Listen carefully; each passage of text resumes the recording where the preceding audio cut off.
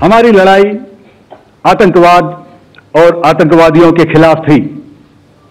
इसलिए 7 मई को हमने केवल आतंकवादी ठिकानों पर ही हमला किया था।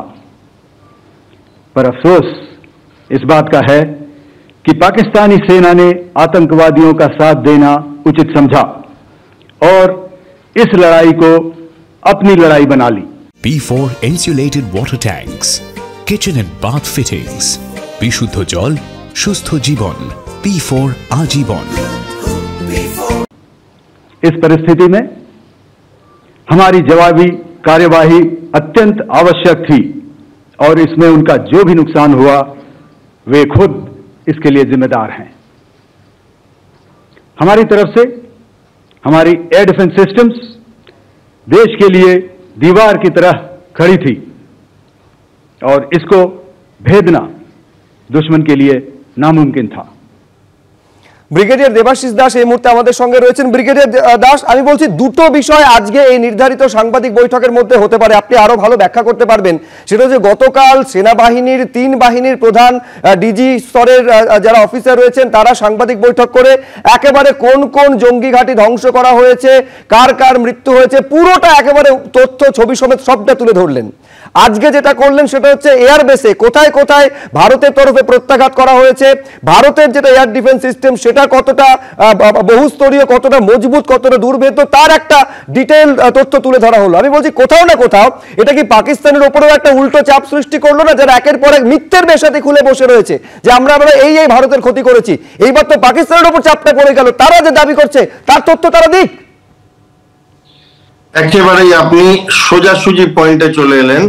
এই প্রেস ব্রিফিং যেটা সরকারের পক্ষ থেকে করা হলো এটা একমাত্র পাকিস্তানের মিথ্যা আর সোশ্যাল মিডিয়াতে পাকিস্তান যা প্রচার করছে এবং পাকিস্তানের সঙ্গে মিশে কিছু দেশ তারাও করছে সেই ব্যাপারটাকে নস্যাৎ করবার জন্য। তাতে ভারত যেটা করলো কতগুলো ব্যাপার বড় পরিষ্কার করে বলে দিল। প্রথম কথা, ভারত বলল কোনোভাবে ভারত এলসি বা আইবি পার করেনি।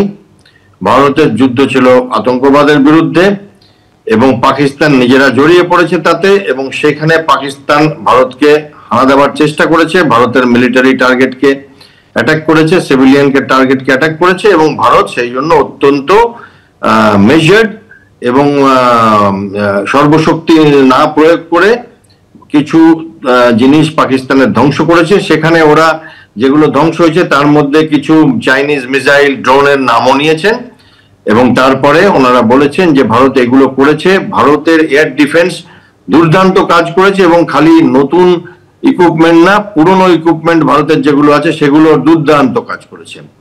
এটাও ওনারা জানিয়েছেন যে ভারতের 3টে শক্তি একসাথে একটা সমন্বয় ঘটিয়ে কাজ করেছে, যেমন নেভি, এয়ারফোর্স আর আর্মি, এবং ভারতের ওনারা বিএসএফ এরও প্রশংসা করেছেন। এবং লাস্টে যেটা বলেছেন সেটাতে আমি যেটুকুনি বুঝলাম যে একটা কোনো গুজব রটানো হচ্ছে ভারত নাকি পাকিস্তানকে কোনো নিউক্লিয়ার ইনস্টলেশনকে হামলা করেছে, সেটাতে ওনারা বললেন যে না, আমরা এটা জানি না।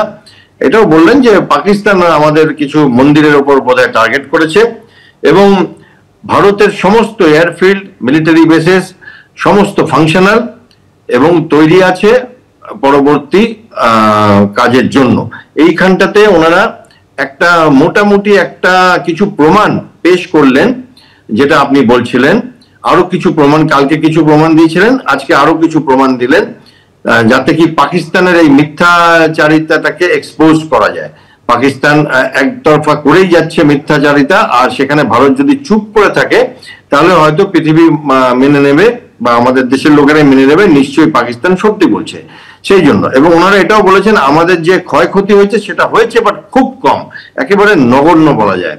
এবং পাকিস্তানের যে ক্ষয়ক্ষতি হয়েছে সেটার প্রমাণ ওরা দিয়েছেন যে কোন কোন এয়ারবেসে কোথায় কোথায় ওনারা কি রাডার ধ্বংস করেছেন, কি কি ধ্বংস করেছেন, এয়ারফিল্ডে গর্ত করে দিয়েছেন, সমস্ত কিছু বুঝিয়ে ওনারা এই প্রেস কনফারেন্সটা করেছেন।